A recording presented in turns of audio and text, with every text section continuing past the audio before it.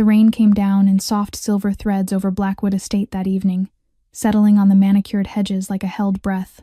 The mansion stood high above the outskirts of Boston, its windows glowing amber against the gathering dusk, a fortress of old money and older secrets. In the second-floor study, Lucas Blackwood stood with his back to the room, watching the garden through the floor-to-ceiling glass. He was 36, broad-shouldered in a charcoal vest, carved out of the same dark stone as the mansion itself. On the mahogany desk behind him sat two untouched objects, a black Glock 19 and a tumbler of whiskey. 7 days had passed since the bombing, since someone had wired enough explosive under his Bentley to turn it into a smoking hole in his own driveway. 7 days of looking at every face in his household and asking the only question that mattered. So he was purging the staff. After his father had been poisoned by a chef 5 years earlier, Lucas had made it law. No one entered the payroll without sitting across from him first. He needed to look into their eyes. He needed to know. The intercom crackled. "Sir," Harold's voice, careful as always. "There is an unusual situation at the front gate." Lucas didn't turn. "Be specific." "A child, sir. A little girl. She says she came to interview for the cleaning position." In place of her mother, Lucas's brow tightened. "A child? How did she get past the gate?" She walked up the trail and rang the bell. Security was going to send her away, but she started crying. She said her mother is sick. Every instinct said send her away. Bait. The O'Sullivans have used children before, and yet something in his chest refused to give the order. "Bring her up," he said. "Search her thoroughly. No weapons. No listening devices." He slid the Glock into the desk drawer and buttoned his vest. For the first time in a week, the cold flatness behind his eyes shifted into something almost like curiosity. The knock came so quietly he almost missed it. The heavy oak door swung inward, and a small figure stepped through, so small that the top of her head barely cleared the doorknob. Emma Carter was 6 years old, honey brown hair tied in a crooked ponytail, pale blue-gray eyes, enormous in her thin face, a faded pink wool dress, scuffed Mary Jane's. But it wasn't the dress or the shoes that stopped him. It was the apron, a full-grown woman's white kitchen apron, wrapped 3 times around her tiny waist, the strings tied behind her back in a bow as wide as butterfly wings. In her hands, held like something sacred, was a folded sheet of paper, wrinkled from the sweat of her grip. Lucas rose. In the yellow light of the study, he looked like a mountain beside her. His mind moved automatically, a decoy, a vest under that apron, a camera in the buttons. He glanced at the door. His men were still there, but Emma looked straight up at him. There was no deception in those eyes, only fear, carefully held back. And underneath the fear, something rarer, the pure, unblinking resolve of a child who had decided to be brave. "Hello, mister." Her voice trembled, but the words came out clear. "My name is Emma Carter. I came for the cleaning job. My mommy is sick, so I came instead." Lucas did not remember moving, but somewhere between her first sentence and her last, he was on one knee, his joints cracking in the quiet. "You came in your mother's place?" Emma nodded with her whole body. "Yes, sir. My mommy has a really bad fever. This morning she was crying because she couldn't get out of bed. She said we really need this job." She lifted the folded paper in both hands, like she was presenting something holy. "I brought my mommy's resume, and I'm wearing her apron, so you'll know I'm serious." Something cracked open in Lucas's chest, a feeling he had buried under years of frostbite. He glanced over his shoulder at his men, closed the door. For the first time in years, a child stood alone in a room with Lucas Blackwood, and was not a hostage. He gestured to the leather armchair. "Sit down, Emma. Tell me about your mother." Emma climbed up her feet, didn't reach the floor, and the long apron pooled over her knees. With careful hands, she smoothed it flat, then folded her hands on top. Lucas Blackwood, the man whose name made the Boston underworld lower their voices, had never once imagined that the person who walked through his study door that night could change everything. He realized, distantly, that he had stopped breathing. "What is this?" he thought. "Why am I not sending her away?" Emma held the folded paper out across the small distance between them. Lucas reached for it, and for a moment he was aware of his own hands, fingers that had spent 2 decades learning the weight of a trigger, the angle of a knife, the precise pressure of a man's collar in his fist. Now those same fingers unfolded a child's resume as carefully as if it were a treaty between nations. The paper was warm from her grip and damp at the corners. He smoothed it flat against the desk. Sarah Carter, 28 years old, 8 years of experience in private cleaning and household assistance, 3 families in Brookline, 2 restaurants in Cambridge, Night shift reference, Mount Auburn Hospital. At the bottom, in careful blue handwriting, honest, hard-working, I will give you my whole heart. But it was the line at the very top that stopped him. Single mother. My daughter Emma is my whole world. Lucas's eyes lingered on those 3 words, single mother, and for the briefest second, an image flickered behind them. His own father, a single father in his way, hard-handed and cold, raising a son the way one raises a weapon. The image was gone almost before it formed. He set the paper down. Emma, he kept his voice low. How did you get here? Where do you live? I took the number 73 bus to the bottom of the hill, she said, very seriously. Then I walked up. It's a long way, mister. Lucas felt something cool move along his spine. You walked up, by yourself, up Blackwood Hill. It was 4 kilometers through dense, unlit forest. His perimeter team should have intercepted her at half a mile. I hid in the bushes, Emma explained. I saw the men at the gate, so I went around them. His jaw tightened. A 6-year-old just walked through my outer ring. It was a serious failure, the kind of failure that, in his world, ended careers and sometimes lives. But he said nothing. He did not let it touch his face. Tell me about your mother, he said instead. Emma sat up straighter. The apron rustled. My mommy works 3 jobs. She cleans houses in the day, and she washes dishes at a restaurant at night. And on the weekends she helps the nurses at the hospital. She paused, gathering the words like a careful adult. My mommy never sleeps enough. She always sets her alarm clock so she won't be late. She looked at her hands. Last week, the biggest family let her go. They said it was cuts. Mommy said sorry to me a lot, even though I told her it wasn't her fault. A small breath. She cried in the bathroom. She thought I couldn't hear. But I heard. The room had gone very still. Lucas did not move. Emma's blue-gray eyes welled up, but she held the tears back the way her mother must have taught her, with both small fists clenched on the apron. The lady who owns our apartment said next week if we don't pay, she'll put us out. Her voice trembled, the first crack since she'd walked in. I don't want to sleep on the street, mister. Something inside Lucas's chest tightened to the point of pain. He had ordered men killed without so much as a change in his pulse. He had stood over bodies and felt nothing but the small, professional irritation of cleanup. But this child, this one small sentence from this one small child had taken the air out of his lungs. He slid a tissue box across the desk. Wipe your eyes, kid. Blackwood men don't cry, and neither do Carter women. Emma let out a tiny, surprised laugh through her tears. I'm not a Blackwood man, though, mister. For the first time in many weeks, the corner of Lucas Blackwood's mouth lifted. A small, almost involuntary smile, the kind that surprises the man wearing it. He picked up the desk phone and pressed a single button. Harold, bring the car around. We're going to the girls' home, right now. The black Mercedes Maybach pulled out of the gravel drive in near silence, its armored body absorbing the night the way a stone absorbs water. Inside, Emma sat in the middle of the wide rear seat, her small legs dangling far above the floor mats. Her eyes, those wide blue-gray eyes, drifted across the buttery cream leather, the burled walnut paneling, the soft amber reading lights overhead. She had never been inside a car like this. She did not know cars like this existed. Lucas sat beside her, hands resting flat on his thighs, watching nothing in particular. Outside the window, the soft rain that had drifted earlier was hardening into something colder, sharper. The wipers carved twin arcs across the windshield. In the driver's seat sat Marcus Vance. He was 34, ex-military by his own account, with a high and tight haircut and a thin, pale scar that ran along his right cheekbone like a careful pen line. His eyes in the rearview mirror were a flat, unreadable gray. He had been Lucas's chief bodyguard for 4 years. He had once taken a bullet meant for him during an ambush at the harbor, or so the story went.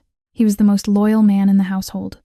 He was also a lie. His real name was Vincent Riley, and he had been planted inside the Blackwood operation by the O'Sullivan family 47 months ago, and the ambush at the harbor had been staged down to the angle of the shooter's grip. Emma did not know any of this. What she knew was simpler. As Marcus had bent to open the car door for Lucas earlier, she had glanced up at the wrong moment and caught the look that flicked across his face, a look thrown at the back of Lucas's head when Lucas wasn't watching. Cold, contemptuous, there and gone again in less than a heartbeat. The kind of look a child has no name for, but recognizes the way a small animal recognizes the smell of something wrong. Emma had drawn herself smaller in the leather seat and gripped the edge of the apron with both fists. Don't be afraid, Emma, Lucas said gently, mistaking her stillness for the strangeness of the car. Marcus is safe. Emma said nothing. She gave a tiny shake of her head, so tiny that Lucas, looking out at the rain, did not see it. Marcus's eyes lifted to the rearview mirror. "Boss," his voice was concerned. "Careful." "Roxbury? Really? That neighborhood is rough at this hour. I'd recommend we turn back. Send someone in the morning. Keep driving." "Sir," a small, performed hesitation. "You're traveling with a child you've just met. It could still be a setup. The O'Sullivans, I've made my decision." Marcus's gray eyes returned to the road. But Emma saw it.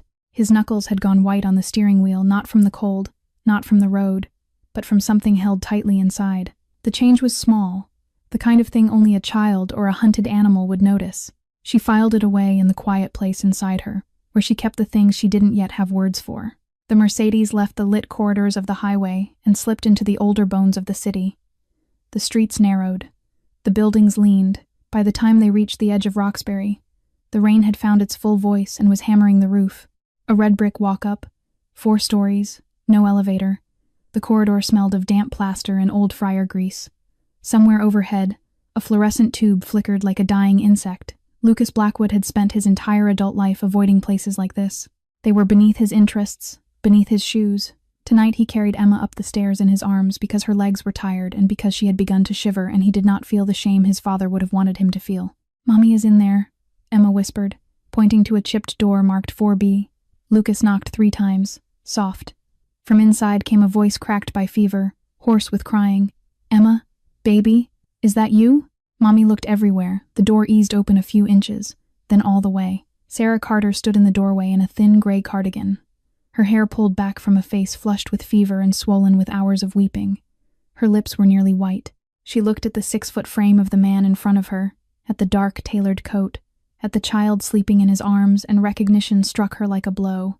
She knew that face. Every cleaning woman in Boston knew that face. Her mouth opened. No sound came out. She took a single step backward, and her knees gave. Lucas reached out and caught her under the elbow before she hit the floor, and for the first time in his life, the arm of a Blackwood held up a mother for a reason that had nothing to do with violence. The apartment was barely 30 square meters, 1 bedroom, a small living room that ran straight into the kitchenette, a window with a crack mended by tape. But it was clean, painfully, deliberately clean, the way places are when their tenants have nothing else left to give them. The smell of cheap soap and chamomile tea hung in the air. Photographs lined the wall above the sofa. Emma as a newborn, swaddled in a hospital blanket. Emma as a toddler in a sun hat. Emma in a crooked pink tutu, missing 2 front teeth, and one frame slightly apart from the others, a younger Sarah, holding the infant Emma on her chest, standing beside the shoulder of a man whose face had been carefully cut out of the picture. Lucas helped Sarah onto the worn sofa. His hand brushed her elbow through the cardigan, and he felt the heat coming off her, a fever well past 103. Her body was shaking in small, involuntary waves. "Mr. Blackwood," her voice came out cracked and panicked. "I'm so sorry. Emma shouldn't have, oh God. She came to your home, Co-Carter. I'll make it up. Somehow. Please don't." She did not finish the sentence. In her neighborhood, everyone knew the Blackwood name, and everyone knew what unfinished sentences meant. Lucas raised one hand, palm open, the way one quiets a frightened animal. "Mrs. Carter, breathe." His voice was lower than usual, none of the steel that lived in it during business hours. "I didn't come here to threaten you." Emma climbed up onto her mother's lap and pressed her small body against Sarah's chest, her arms going around her mother's neck. "Mommy, he's nice. He didn't yell at me." Sarah's arms folded tight around her daughter, and the tears came, the kind of tears that have been held back too long and now refuse to be held any longer. "Why did you go alone? Why didn't you wait until Mommy was better?" "Because you weren't getting better." Emma's voice was muffled against her mother's collarbone. "You keep being sick. I didn't want you to cry anymore." Across the room, Lucas Blackwood felt something in his chest squeeze shut. He was 7 years old again, in a kitchen in South Boston, watching his mother wipe blood from her lip with the back of her hand and pretend she had walked into a door. He was 7 years old, watching her cry without sound at the sink and not knowing how to fix it. He had stood there, useless, until the day she was killed, shot dead in a parking lot because of a feud his father refused to end. He blinked the memory out and sat down in the chair opposite the sofa. He kept his hands visible on his knees. "Mrs. Carter, I've read your resume. I've spoken with your daughter. I'd like to offer you a job." Sarah lifted her head slowly, eyes red and unfocused. A job? Head of household staff at Blackwood Estate. $8,000 a month. Full medical insurance for both of you. A 2-bedroom apartment in the staff residence, gated, 24-hour security. Private school for Emma at St. Mary's Academy. Sarah broke, not delicately. The kind of crying that came up from somewhere old, somewhere that had been carrying too much for too long. Why? I don't understand. You don't even know me, sir. Lucas looked at Emma, small, alert, watching him with the steadiness of someone twice her age, and then back at Sarah. Because your daughter walked through a forest in the dark to knock on my door. Because she put on your apron so I would know she was serious. Because you raised that child. He paused. His voice dropped a half step. And because I need someone I can trust. People don't send spies into my house with 6-year-old girls in tow. Sarah pressed her face into Emma's hair and nodded over and over, helpless, grateful, overwhelmed. Thank you. Oh God. Thank you, sir. Thank you. Emma lifted her face from her mother's shoulder, her cheeks flushed and shining. Mommy. Mommy. You got the job. I helped. I really helped. Outside the apartment door, in the dim corridor with its flickering tube light, Vincent Riley stood very still. He had been listening through the thin wood for nearly 5 minutes. He had listened to the offer. He had listened to the woman cry. He had listened to the child laugh in delight. For the first time in 4 years of patient infiltration, 4 years of false smiles, staged ambushes, careful loyalty, Vincent felt the cold thread of unease run down his spine. Lucas Blackwood had just acquired a new weakness. And weaknesses, in their world, were the things that got men killed. 3 days passed. Lucas's private physician, a quiet man named Dr. Whelan, who had been on retainer to the Blackwood family for 2 decades, had come to the Roxbury apartment that same night with antibiotics and an IV drip. By the 2nd morning, Sarah's fever had broken. By the 3rd, she was sitting upright at her own kitchen table, weak but lucid, her hand on Emma's hair as a black SUV pulled up outside the building to move them out. They did not bring much with them. 2 suitcases, a box of photographs, the cracked frame with the man cut out of the picture. Emma carried the apron, folded carefully on top of her clothes, like something that needed to come along. The staff residence at Blackwood Estate stood behind the main house, screened by tall hedges, 2 stories, ivy on the brick, a small private courtyard. The apartment Lucas had set aside for them was on the 2nd floor. Sarah stepped through the door and stopped breathing. 2 bedrooms, pale wooden floors that were warm under her feet, a bay window framing the rose garden. The kitchen was modern and immaculate, and the refrigerator, when she opened it, was already full. Milk, eggs, fruit, a child's lunch already sliced into careful pieces in a glass container. Emma's room was prepared down to the last detail. A 4-poster bed shaped like a small white castle, a bookshelf running floor to ceiling, packed with picture books and chapter books and a row of fairy tales Sarah remembered loving as a child herself. This Sarah's voice was barely a whisper. This is for us? Lucas was leaning against the doorframe, arms folded, his face neutral. Standard Blackwood staff quarters. Nothing special. It was a lie. Sarah did not know it yet, but the apartment had been kept for visiting VIPs, the kind of men whose names did not appear on any guest book. Your duties are simple, he continued. You'll oversee 12 household staff, cleaning rotation, grocery procurement, inventory of the kitchens and linen rooms. You report to Harold, and through him, to me. He paused. His tone shifted a fraction harder. You do not enter the basement. You do not enter the East Wing, ever. Not for any reason. You do your part well. You do not become curious about mine. That keeps both of us safe. Sarah nodded quickly. Yes, sir. Emma had already been enrolled at St. Mary's Academy. 1st grade. Uniform fitted. Tuition paid in full for the year. She was to start the following Monday. Outside, the afternoon sun slipped through the cypress trees and threw long ribbons of light across the lawns. Emma stepped out into the garden and stopped, taking it in. Then she ran. She ran in circles around the rose beds. She ran through the spray of a sprinkler that hadn't been turned off. She laughed high and bright and uncontainable, the way only a child laughs when she discovers, for the first time, that the world might be safe. It was the first sound of childhood Blackwood Estate had heard in over 10 years. On the 2nd floor balcony, Lucas Blackwood stood with one hand on the iron railing, watching her run. He did not smile, but the hard set of his eyes softened by some small, invisible degree. From the shadow of the carriage house at the far end of the lawn, Marcus Vance watched too. He did not move. He simply observed for a long, careful minute. Then he drew his phone from his coat pocket and typed a short note in an encrypted app. New asset. Sarah and Emma Carter. Exploitable as primary weakness. That evening, Lucas brought Marcus into the small dining room to make introductions. Mrs. Carter, this is Marcus Vance, my chief of security. Anything you need that you can't get from Harold, you bring to him. Marcus extended his hand with a warm, easy smile. A pleasure, Mrs. Carter. Welcome to the Blackwood family. Sarah shook his hand. Emma did not. She had stepped behind her mother's leg and stayed there. Her small fingers wound tight in the fabric of Sarah's skirt. She would not look at him. Mommy, she whispered, tugging upward. I don't like that man. Sarah laughed, embarrassed, brushing it off. Hush, Emma. That's not nice. Marcus's smile remained. His eyes did not. Such a sweet girl. Dinner was served in the small dining room, the family room, not the long formal hall where Lucas conducted business. He was awkward in conversation. He had spent 2 decades giving orders and almost no time learning to chat. But Emma needed no help. She talked about her favorite book, and how the cafeteria at her old school served pizza on Fridays, and how she had once seen a real owl in a tree in Franklin Park. Lucas listened. He listened the way he listened to encrypted intelligence reports with full, complete attention, his head tilted slightly, missing nothing. Sarah watched him over the rim of her water glass. She watched the most feared man in the New England underworld nod gravely at a 6-year-old's report on cafeteria pizza, as though it were the most important briefing of his week. That night, for the first time in 4 years, Lucas Blackwood went to bed in his own house knowing that someone was sleeping under his roof and that they were not an enemy. 3 weeks slipped by, the way time does when a house begins to remember it is a home.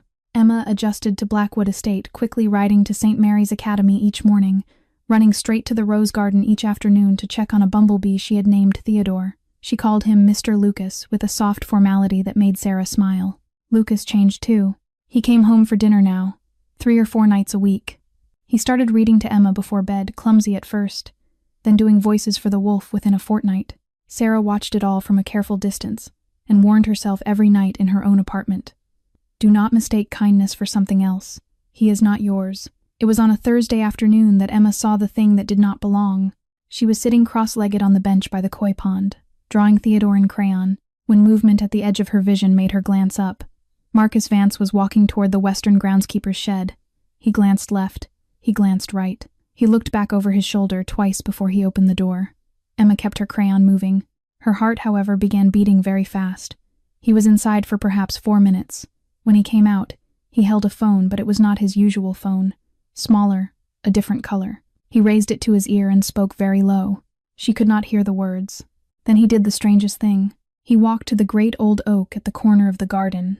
The one Emma called the grandfather tree crouched down by its roots, lifted a flat gray stone, placed the phone underneath, and set the stone back into place. He patted the moss around it. He walked away as though nothing had happened. Emma's mother had once told her, very quietly while folding laundry, "Honey, kind people do things straight on. People who are doing wrong always look around first." Marcus had looked around. That night, Emma walked down the carpeted hallway in pink pajamas, dragging her stuffed rabbit by one ear. She knocked on the study door. "Mr. Lucas, can I tell you a story?" He set down his file. The fire crackled in the grate. "Of course. Come here, kid." She climbed into the chair beside his. Mr. Marcus went into the western shed today. He looked all around first, like Mrs. Patterson's dog used to look around before he stole food. Then he came out with a different phone, and he hid it under a rock at the grandfather tree. Lucas almost smiled.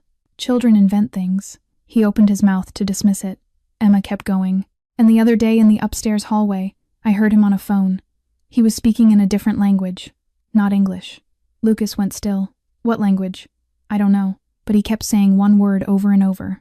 Sullivan. I remembered because it sounded like my old friend Sully. The fire popped. Lucas did not move. O'Sullivan. The name belonged to the rival house to the family that had killed his mother in a parking lot when he was 7, that had wired a bomb under his Bentley 4 weeks ago. He kept his face perfectly still. He had spent 20 years learning how. He touched Emma's chin lightly with one knuckle. You're a very smart girl, Emma. I'll look into it. But you have to promise me don't tell anyone else. Not Harold. Not even your mother. This is a secret between you and me. Can you keep it? Emma nodded so hard her ponytail bounced. I'm a really good secret keeper. Good. Off to bed. He kissed the top of her head and watched her pad down the hallway, dragging the rabbit. When the door clicked shut behind her, Lucas picked up the secure phone on his desk and pressed a single key. Hank, I need you here tonight. Henry Hank Whitaker, 64 years old, 3 combat tours, The only man Lucas trusted absolutely. On my way, boss. Come quietly.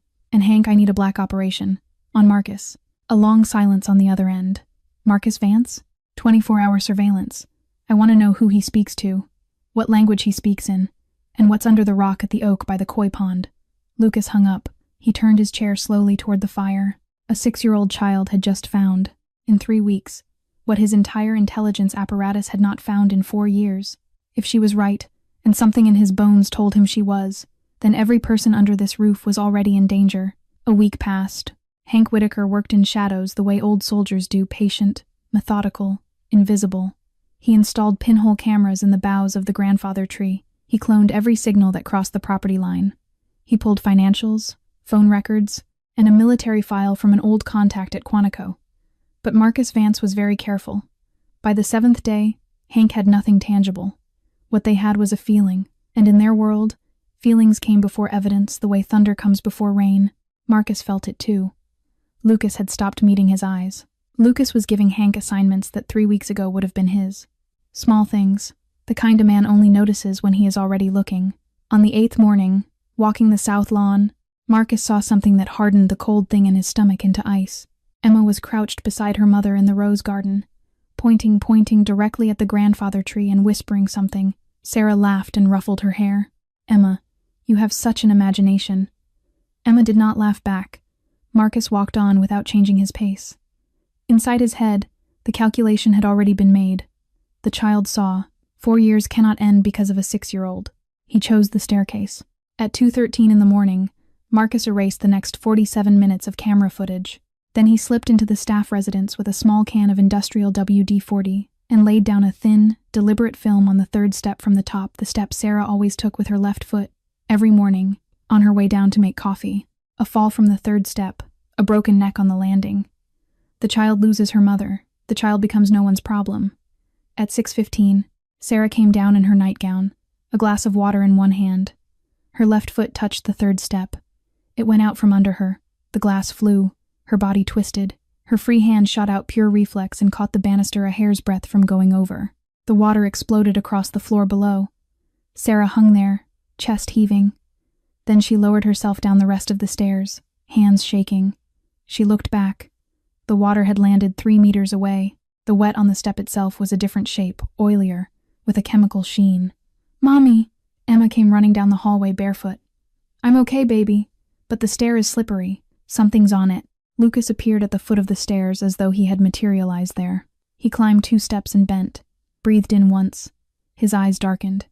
He turned his chin a fraction toward Hank. 20 minutes later, the residue had been swabbed. WD-40 industrial concentrate, the kind that does not arrive on a wooden stair by accident.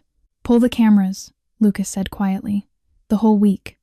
Hank was back within the hour. 2:13 to 3 a.m. 47 minutes deleted from the residence feed. 3 names had admin access.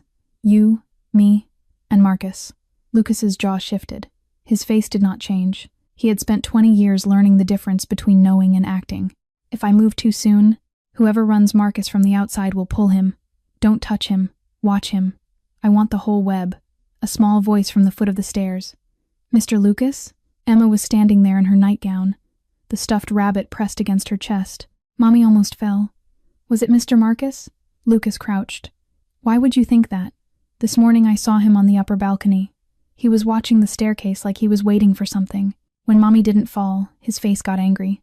Lucas, who had once watched federal informants break under interrogation, stared at this 6-year-old child and felt the same prickle at the back of his neck. He put both hands on her small shoulders.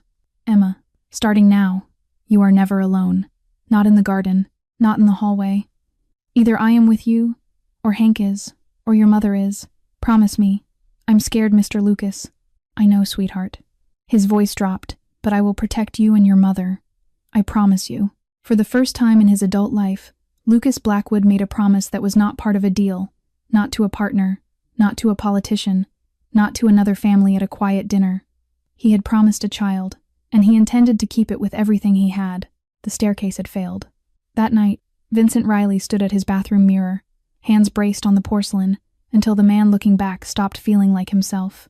Lucas was watching him now. Every meeting was a fraction shorter.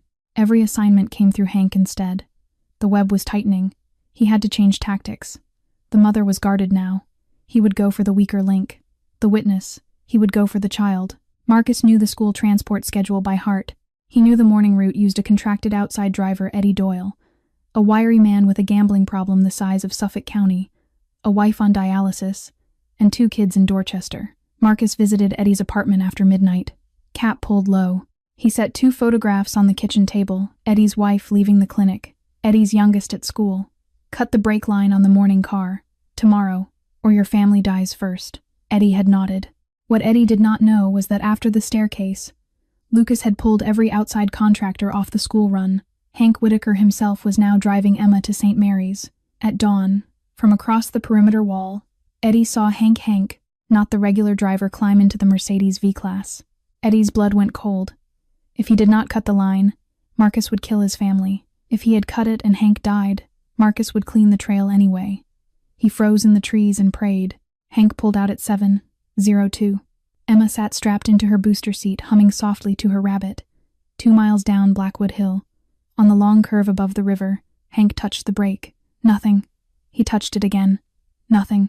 For 1 second only, the old Marine inside him went perfectly still. Then his hands moved without consulting him, parking brake in short bursts. Low gear, countersteer into the soft grass embankment. The Mercedes slid 80 meters down the shoulder, throwing up turf, and shuddered into a wall of laurel. In the back, Emma screamed once and began to cry. The booster had held. She was unhurt. Hank turned, blood at his temple from the airbag, and reached for her small, shaking hand. "You're okay, sweetheart. I've got you." Then he picked up the phone. "Boss, brakes were cut. Someone tried to kill the girl." Lucas was in a meeting at the harbor warehouse. He listened for 4 seconds. His face went white, then red. His fist came down on the steel table. The water glass at his elbow exploded. No one in the room moved. He drove himself. He drove fast. He found Emma in the grass beside the wrecked car, wrapped in Hank's coat. He went to his knees in the wet grass and pulled her against his chest. "I'm here, baby. I'm here. I was so scared, Mr. Lucas. I thought I was going to die. You are not going to die." His arms tightened. "Not ever. I swear it." Over her head, he met Hank's eyes. "Find the man who cut the line. Today, within 4 hours, Hank had Eddie Doyle in a back room. Eddie confessed in 20 minutes. Cap pulled down. I didn't see his face, but the voice rough, scarred, like he'd had something done to his throat. He knew my wife's name. He knew where my kids go to school."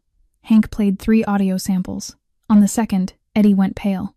"That's him. That's the voice. Marcus Vance." Lucas had what he needed, but he did not strike. Not yet. He needed Marcus alive in the line. Every contact, every dead drop.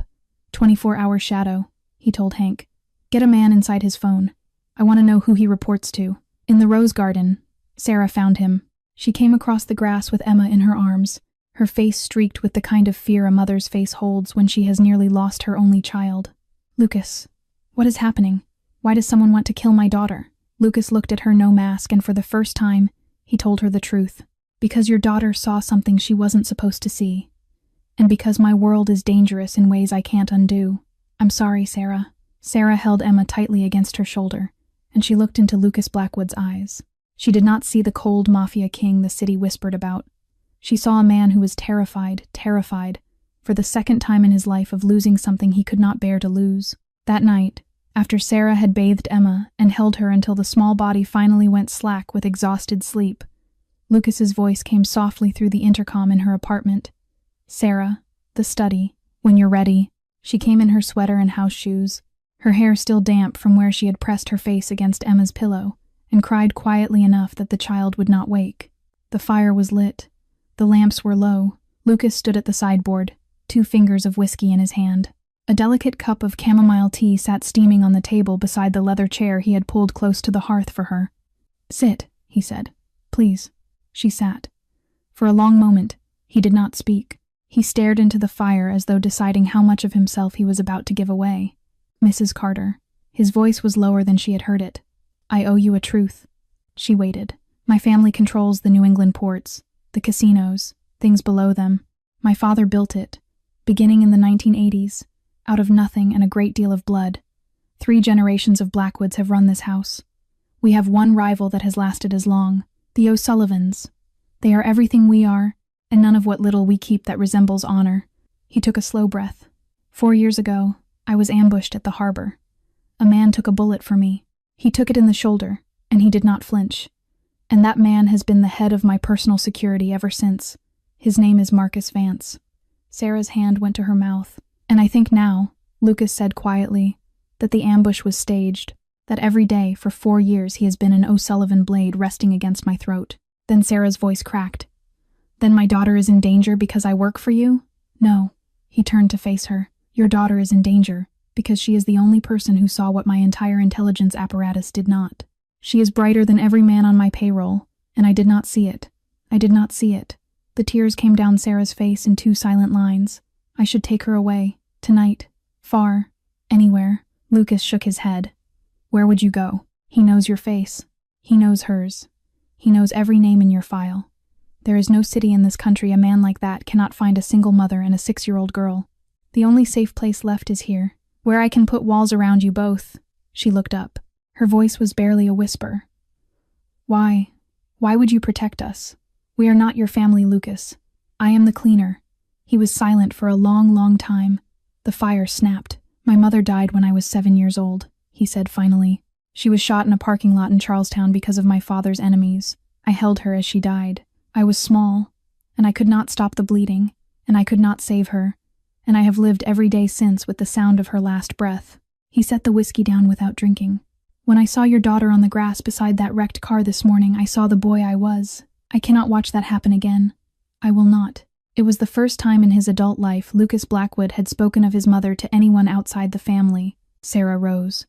She crossed the rug between them. She placed her hand, very gently, on his shoulder. It was a small thing, the kind of thing wives do for husbands at the end of long days. The kind of thing Lucas had not received from anyone in well over a decade. He went still under her touch. Then, slowly, he raised his own hand and laid it over hers. No words, no kiss, nothing crossed the line. Only 2 people who had each lost too much, recognizing each other in the dark. After a moment, Sarah drew her hand back. I trust you, Lucas. Protect my daughter. I will do anything. You don't have to do anything. Just stay. Stay close. Do not go anywhere alone. She nodded, and she went back to her apartment, and she lay down beside Emma in the small white castle bed and held her sleeping daughter against her chest until the sky began to gray. Lucas remained alone in the study. He took down a small framed photograph from the bookshelf, a woman in a yellow summer dress, laughing at the camera, her dark hair loose. The only picture he had kept. Mom, he murmured. This time I do not fail. 2 floors below, in the lowest service corridor of the East Wing, Vincent Riley stood with a burner phone pressed to his ear. The voice on the other end was old, dry, cold as winter slate. Patrick Paddy O'Sullivan, 58 years old, head of the family that had killed Lucas's mother 30 years ago. Marcus, you botched it, twice. The child saw me. I had to act. Forget the child. Paddy's voice did not rise. It never did. I have a better idea. Lucas Blackwood has gone soft for those 2. That is the gift. Take both of them. Lure him to a quiet place. Alone. And I will end the Blackwood line myself. Vincent's smile crawled slowly across his face. Understood, sir. Darkness settled over Blackwood Estate.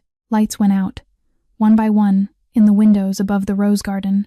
Lucas Blackwood believed, that night, that he was finally tightening his grip on the situation. He did not know that his enemy was already past him and reaching for the only 2 things in the world he could no longer afford to lose. 2 weeks passed. Lucas tightened the perimeter the way an old gunner tightens a tourniquet quickly and without explanation.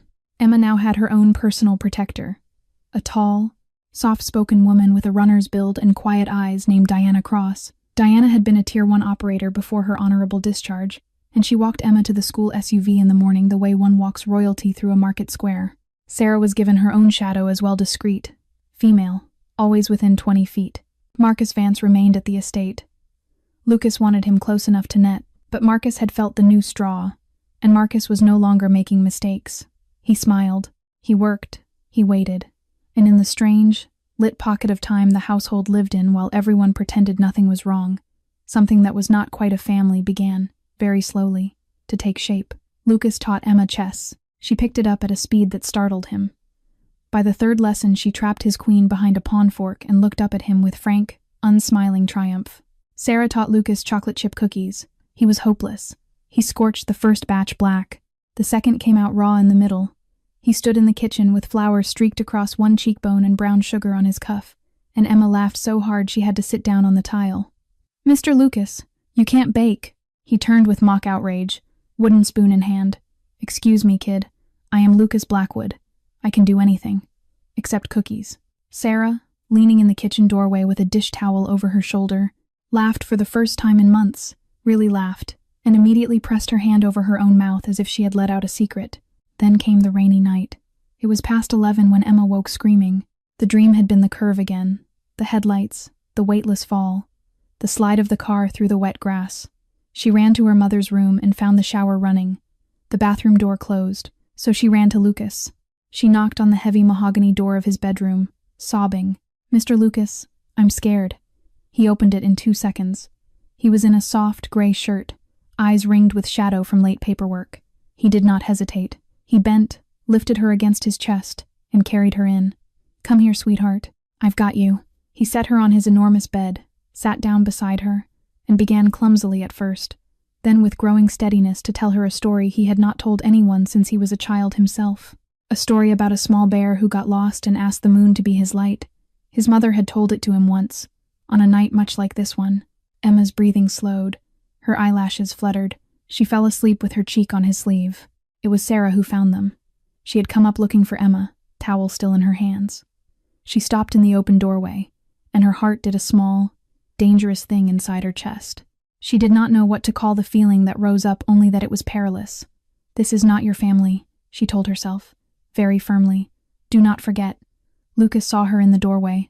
He raised one finger to his lips, then carefully eased Emma's small head onto a pillow and drew the duvet up to her chin. He met Sarah in the hallway. The lamps along the corridor were low and gold. "I'm so sorry," Sarah whispered. "She shouldn't be bothering you." Lucas frowned. "Sarah, don't call me sir. Not when no one's listening. I am not your boss in private. Then what should I call you?" "Lucas. Just Lucas." A silence opened between them. They looked at each other in that warm hallway light, and neither of them moved. Sarah looked away first. "I should take her back to her own room. Let her sleep here tonight." His voice was very soft. "She's safe." Sarah nodded. She walked back to her own apartment. She closed the door behind her and leaned her back against it, both hands pressed flat over her heart. "Don't," she whispered to herself. "Don't fall in love with him, Sarah. Don't." In a small rented house 20 miles south, a man sat in front of a laptop. Vincent Riley had not relied on the estate's official cameras for some time. He had his own 8 of them, planted in air vents and picture frames the household sweep had not found. He watched, in pin-sharp infrared, as the child slept in Lucas Blackwood's bed, and as the woman pressed her hand against the door of her own apartment, he picked up the burner phone. "He's all the way in," Vincent said. "The mother and the child are the lever now. When do we move?" Patty O'Sullivan's voice was unhurried. "Next weekend. He has a meeting at Boston Harbor on Saturday. You draw the woman and the girl outside the wire while he's gone. I'll handle the rest." "Understood, sir." Back at the estate, Lucas had pulled the leather armchair to the side of his own bed. He sat in it with his shirt sleeves rolled to the elbow, watching Emma sleep, the duvet rising and falling under her chin. He did not know it, yet he could not have known it, but this would be one of the last quiet nights before the storm. Vincent Riley knew his time was running out. Hank's eyes were on him every hour of the day now. He could feel the surveillance the way a fish feels a net moving through still water. He decided that if the kidnapping plan was the strategic strike, then he would make one last tactical one, and if it failed, he would call Patty, and the larger machine would begin to turn. Atropine. A contact in Lawrence sourced it for him. A few drops were enough to stop the heart of a small child within minutes, and the autopsy would read as a sudden cardiac event in a perfectly healthy 6-year-old. The grief, he calculated, would do half his work for him.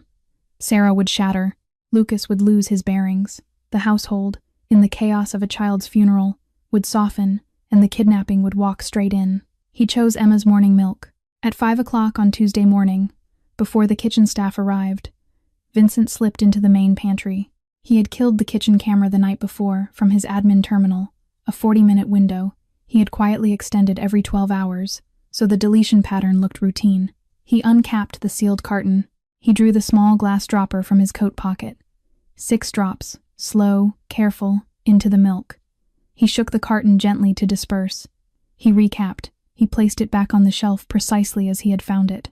What Vincent did not know was that 2 days earlier, Hank Whitaker had begun installing his own cameras in the kitchen, tiny pinhole devices hidden inside the LED ceiling fixtures, on a wholly separate, air-gapped feed. Vincent's entire visit had been recorded in 4K, with audio from 3 angles.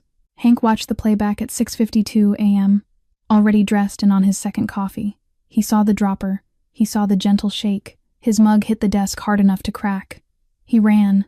In the kitchen at 7:00 a.m., Sarah had just finished pouring a tall glass of milk. Emma sat at the breakfast island in her school uniform, swinging her feet, reaching for the glass with both hands. The kitchen door slammed open. Don't drink it, Emma jolted. The glass leapt out of her small hands and shattered on the marble floor. White milk fanned out across the tile in a wide, harmless arc. Hank crossed the kitchen in 3 strides, shoving the phone toward Lucas as Lucas burst in behind him. Lucas watched the playback in silence. His face went the color of paper, then the color of a struck match.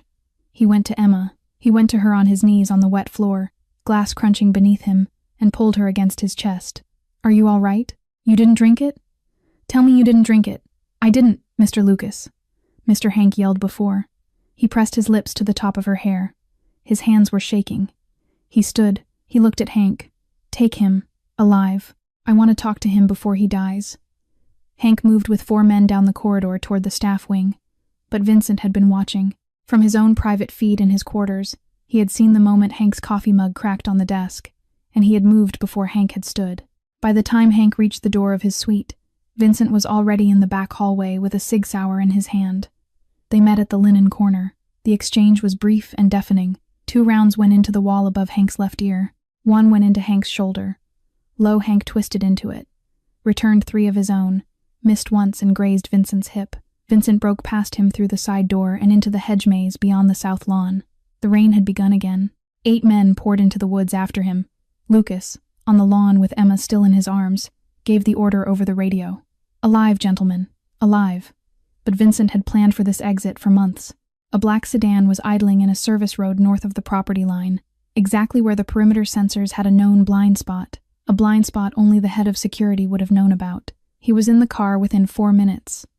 The car was on the highway within 10. He was gone. Hank limped back through the rain to the foyer, his sleeve dark with blood. Boss. He had a vehicle on standby. He was prepared. Lucas's fist came down on the marble console with a sound like a small gunshot. But he did not raise his voice. He did not turn on Hank. He took the older man by his good arm and walked him to the medical room himself.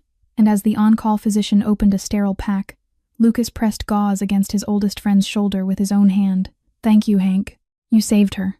Hank winced through a tired smile. Boss, thank the kid. If she hadn't seen him 3 weeks ago, none of us would be breathing this morning. Lucas found Sarah and Emma in the small parlor next door. Sarah was rocking Emma against her chest, and both of them were shaking. He went to his knees in front of both of them, and his voice was low and steady. I am sorry. I have failed to protect you.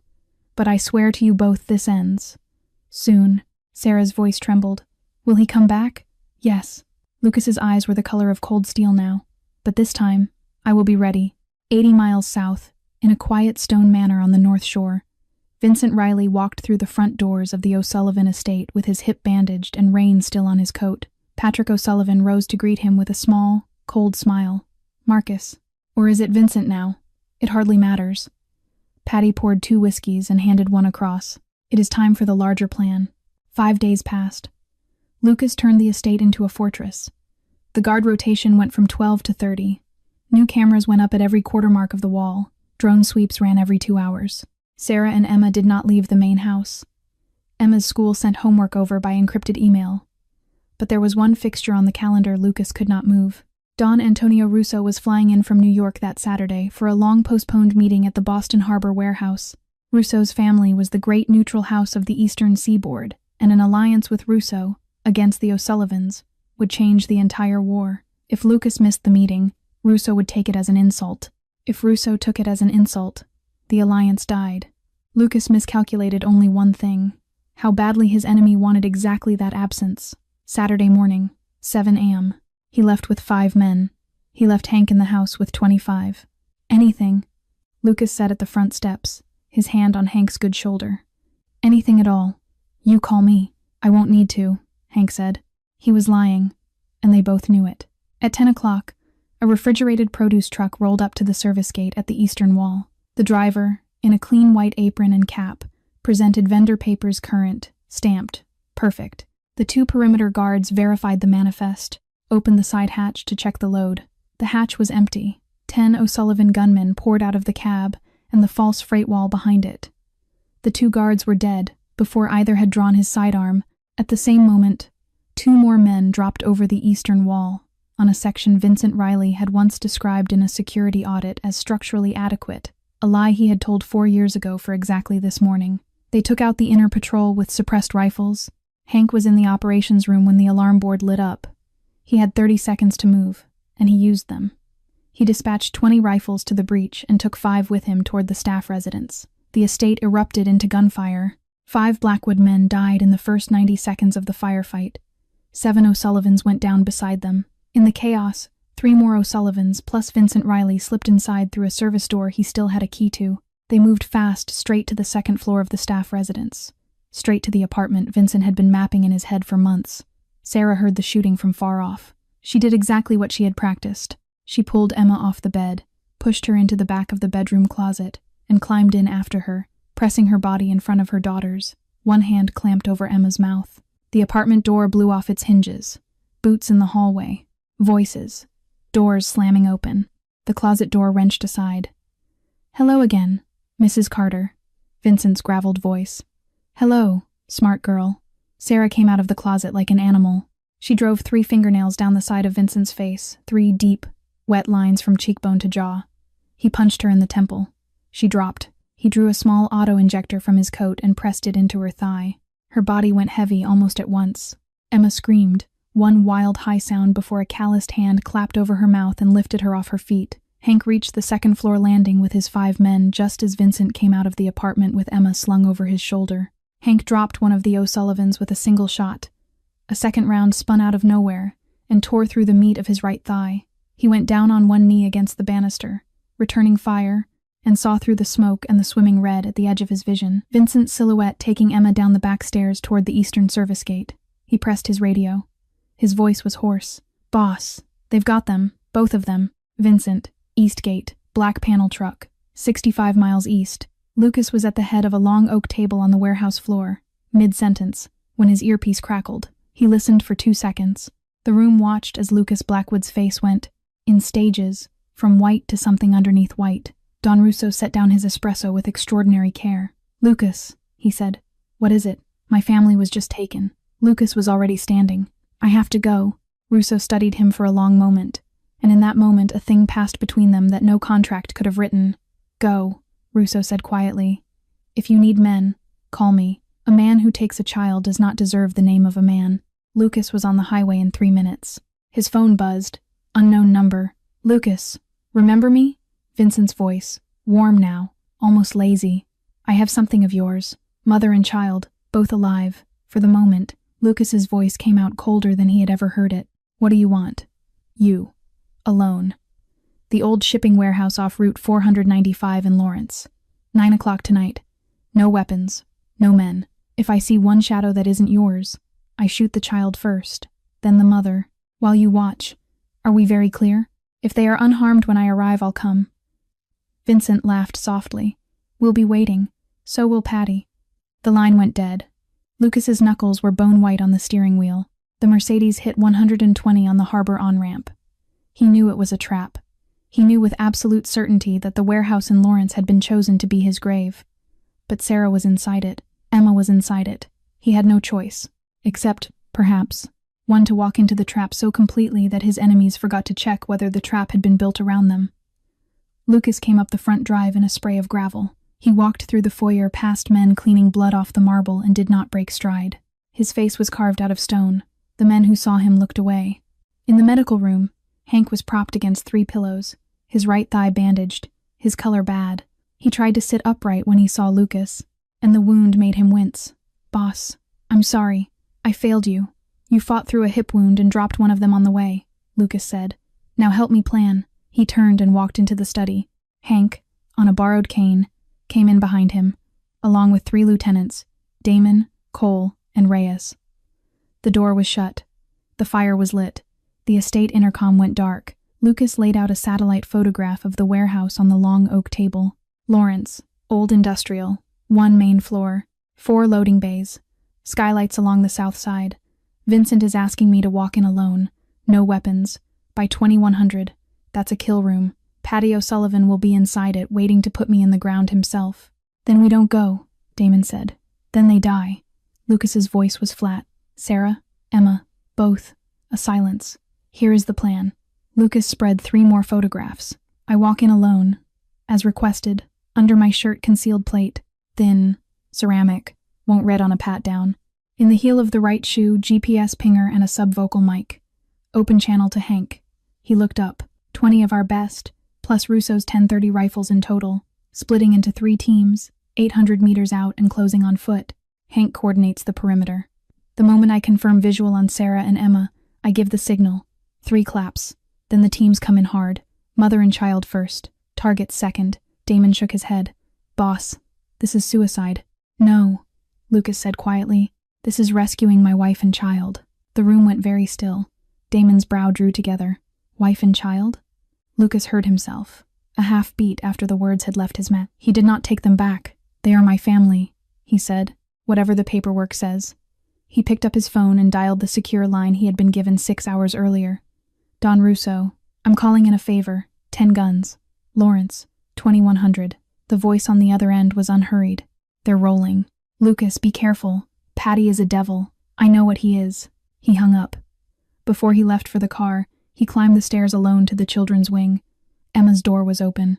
Her bed was made the small white castle.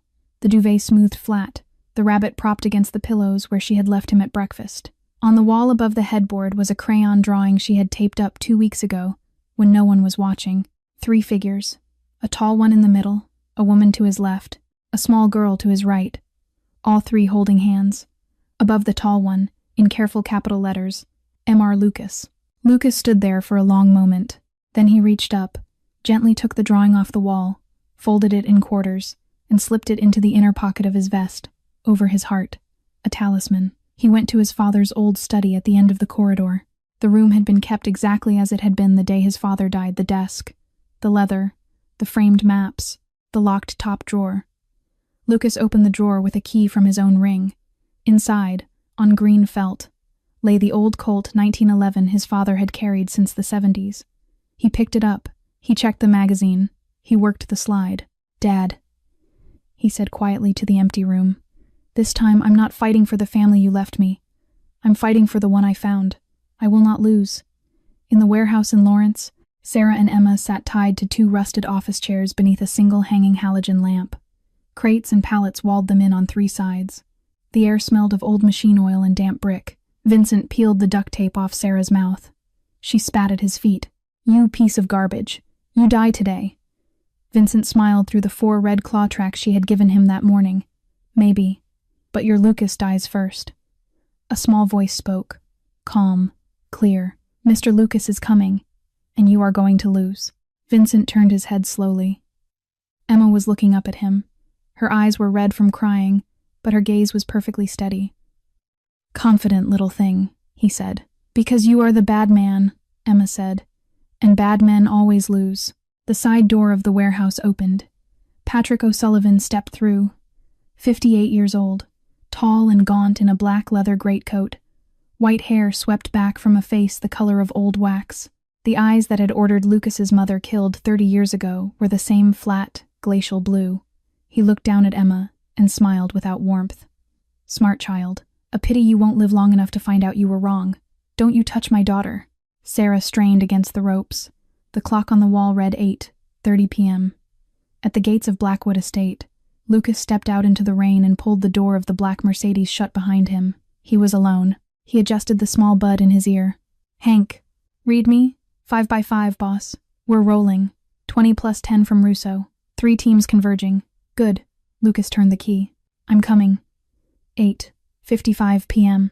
The warehouse off Route 495 in Lawrence was a corpse of a building.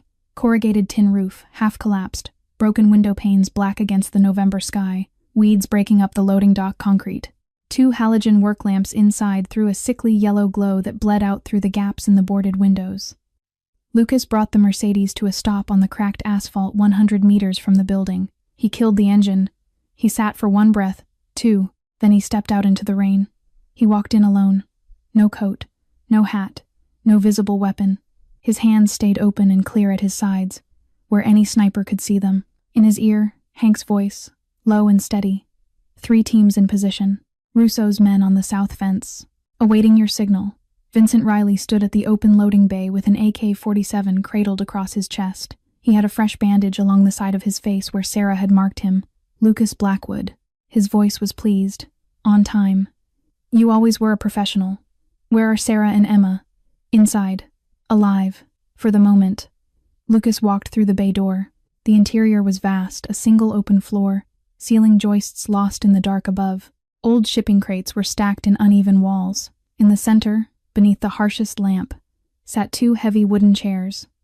And in those chairs sat a woman and a small girl, gagged with strips of duct tape, hands bound behind their backs. 8 men in black masks stood spaced around them, rifles ready.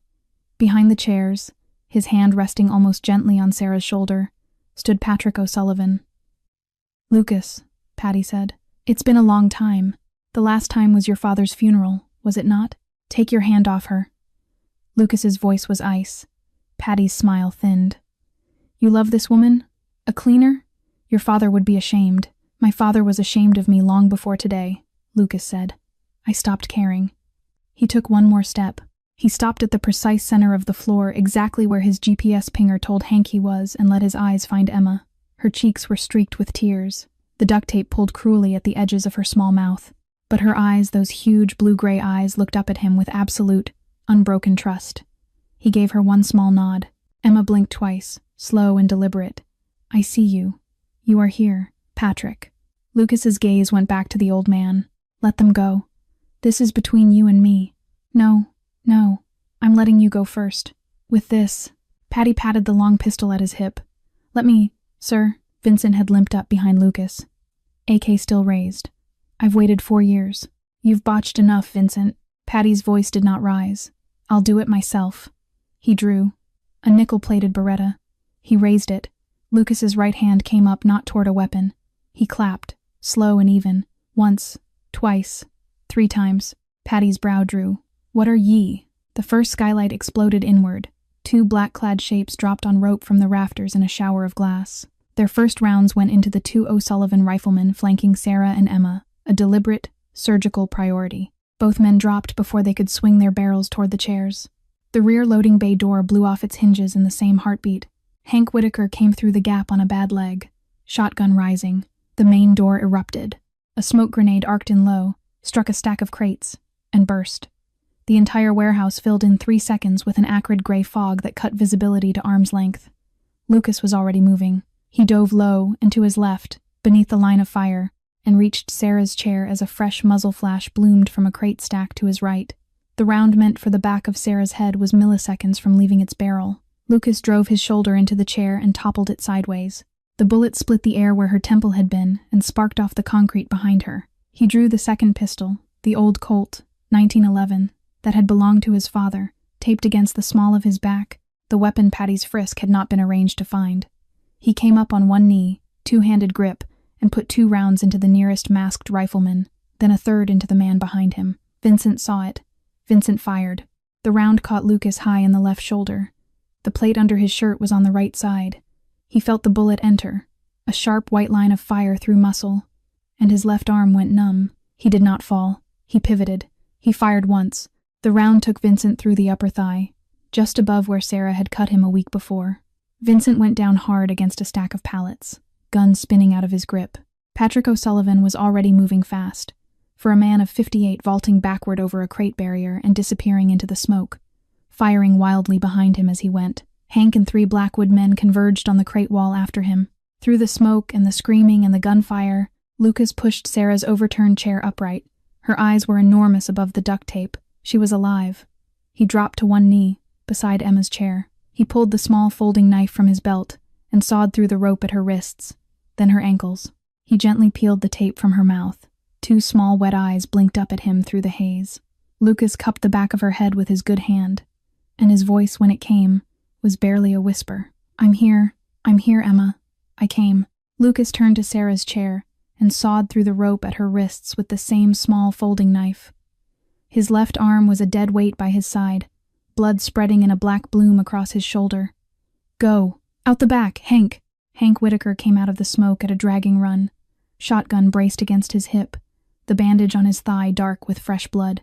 I've got them, boss. You be careful. Sarah seized the front of Lucas's shirt with both shaking hands. Lucas, you're hit. Go. Sarah, take Emma. I'll handle Patty. You come back. Tears were running freely down her face. Promise me. He looked at her, really looked. No mask between them, and for the first time since they had met, he said her name without the careful distance of an employer. Sarah, I will come back. Go. Hank's free arm swept Emma up against his chest.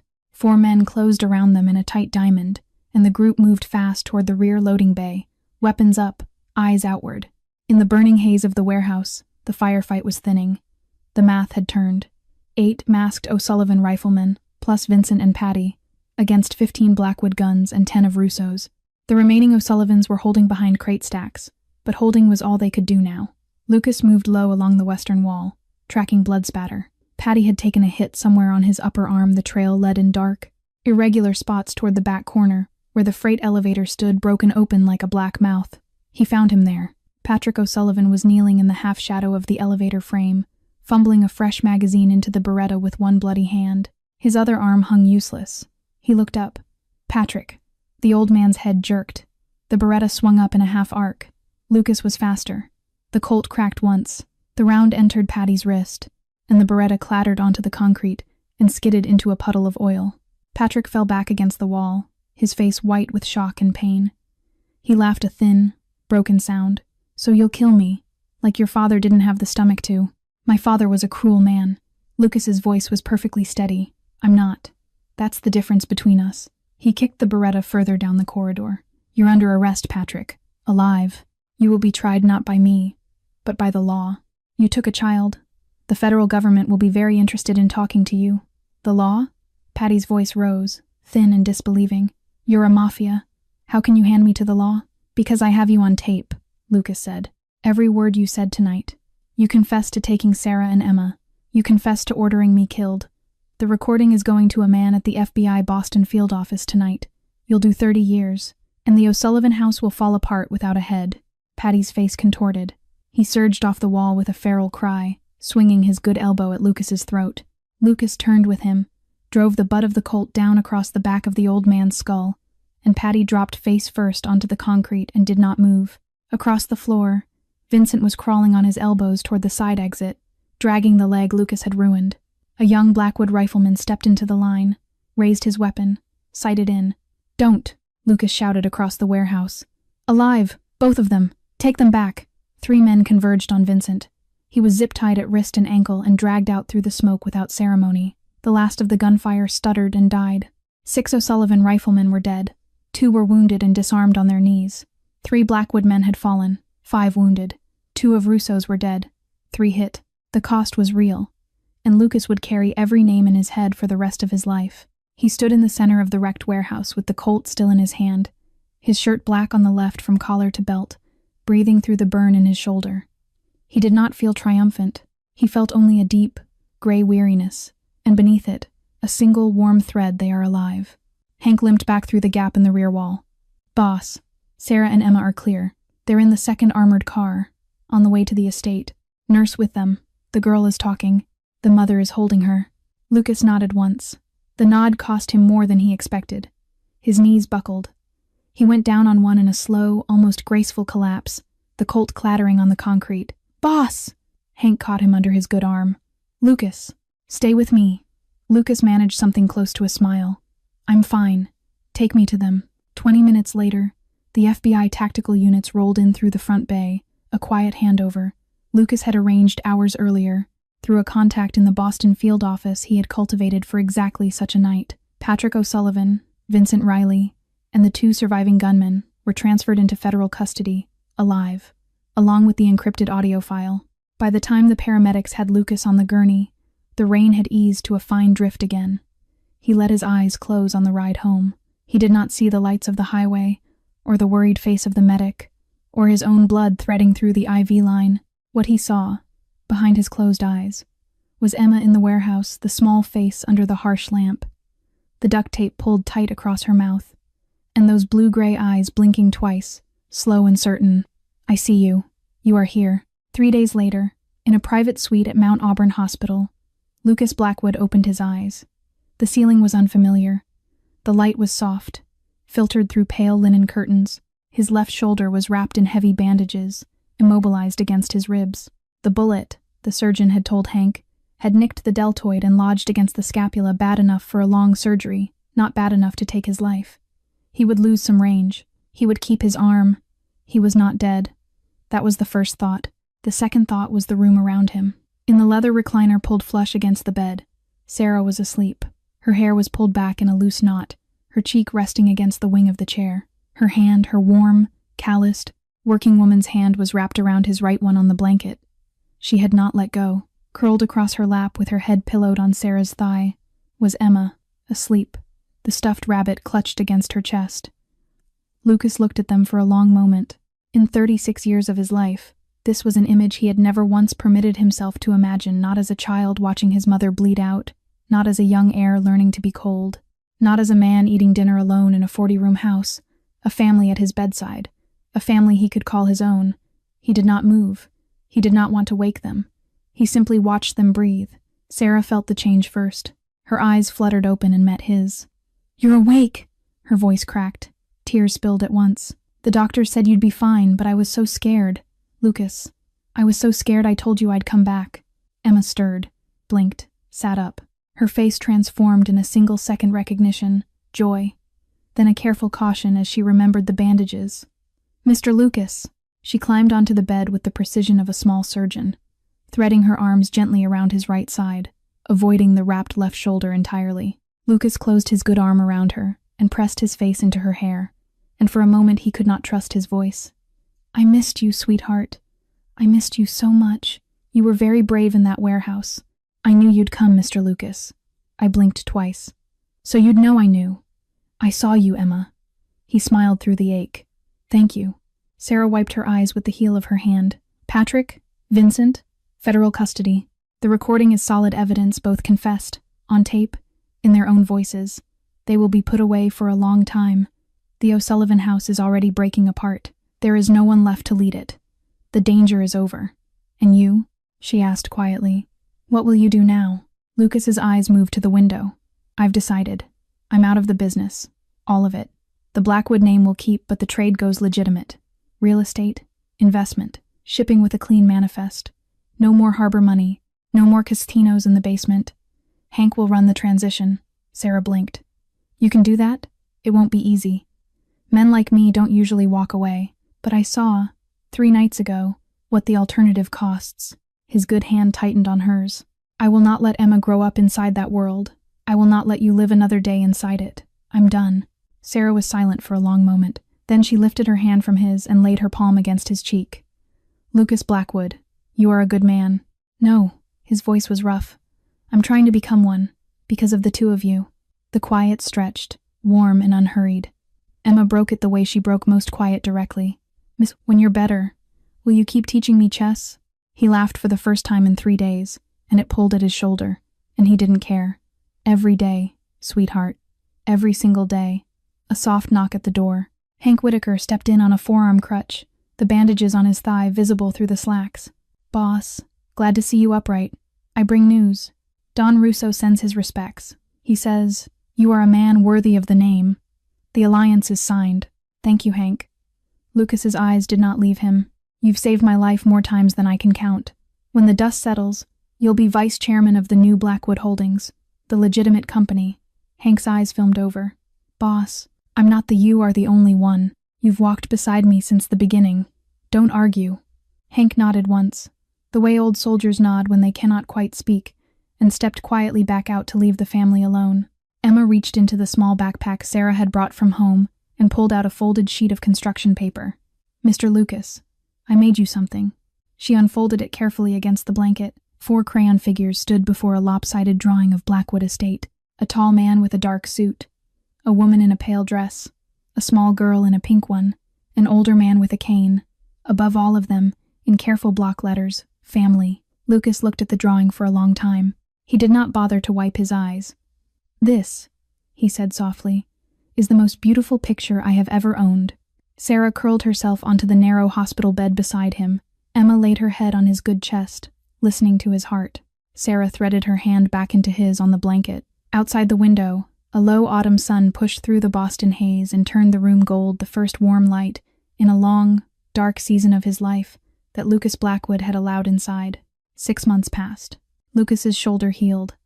The scar remained a pale, puckered line just below his collarbone that he sometimes touched without noticing, the way other men touched a wedding ring. The estate healed too, in slower, quieter ways. Window glass was replaced. The east wall was rebuilt. The basement vault was emptied, sealed, and then converted, at Sarah's suggestion, into a small private library. Blackwood Holdings became something it had never been before. On paper, fully clean.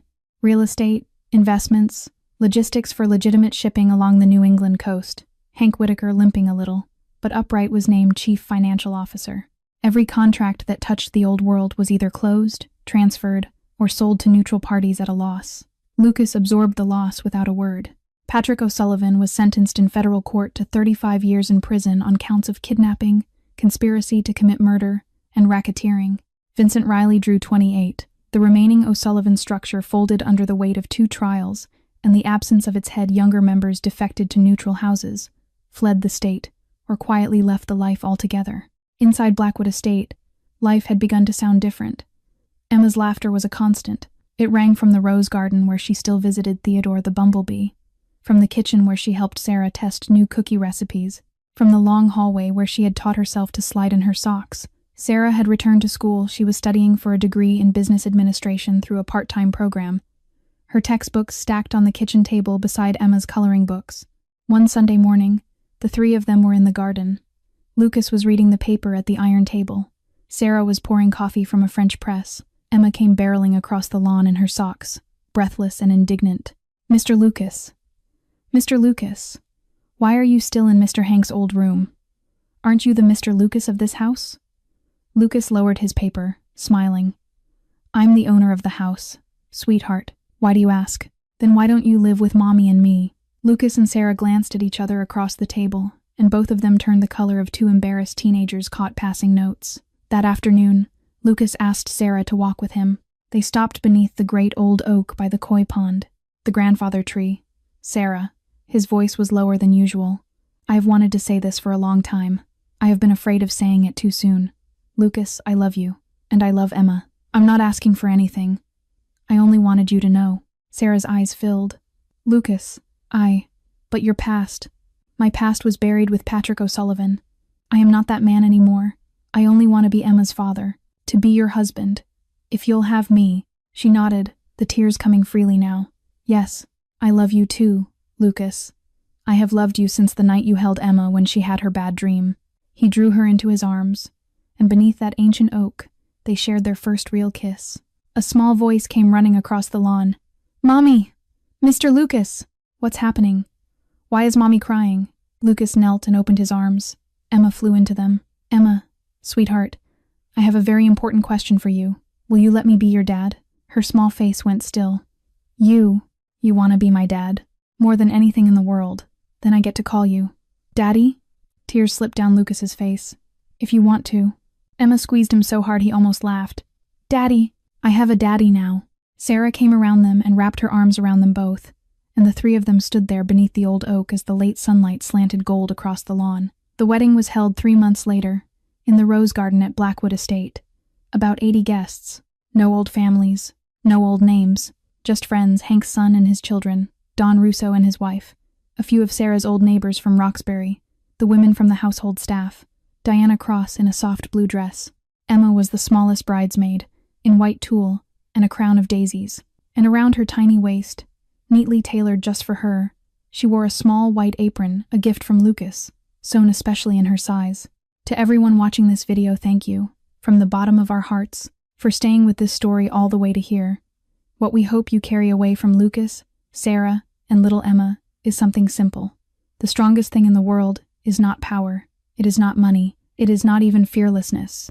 The strongest thing in the world is the courage to choose love, even when the world has taught you to choose stone instead. A 6-year-old in an oversized apron taught a very dangerous man that he was allowed to come back to himself. A single mother, working 3 jobs and crying quietly in a bathroom, taught him what it means to fight for someone with your whole heart. And a man the world had written off as cold proved that no one is past the chance to become someone better, if only they have the courage to open the door when a small, brave knock comes. Maybe in your life there is someone like Emma, small, overlooked, knocking at a door that has been closed for a long time. Maybe in your life you are Sarah, exhausted, frightened, holding on for someone you love. Or maybe you are Lucas, successful on the outside, but quietly unsure whether anyone will ever see the real you again. Wherever you are, there is still time. There is always still time. We would love to hear from you. What part of this story moved you the most? Did it remind you of someone in your own life? A child whose courage humbled you? A mother whose strength carried you? A moment when a stranger's kindness changed everything? Please share your thoughts in the comments below. Read each other's stories. Be kind to one another in that comment section. We read every single one. If this story touched your heart, please hit the like button. Share this video with someone who needs to hear it tonight, and subscribe to our channel with the bell turned on so you don't miss the next emotional story we bring you. New stories every day, stories of courage, second chances, lost family found, and the small, quiet miracles people do for one another when no one is watching. We wish every one of you good health, peaceful days, and a heart that stays open even when life gives you every reason to close it. Thank you for watching. Take care of yourself, take care of the people you love, and we will see you again in the next story. Goodbye for now and see you in the next video.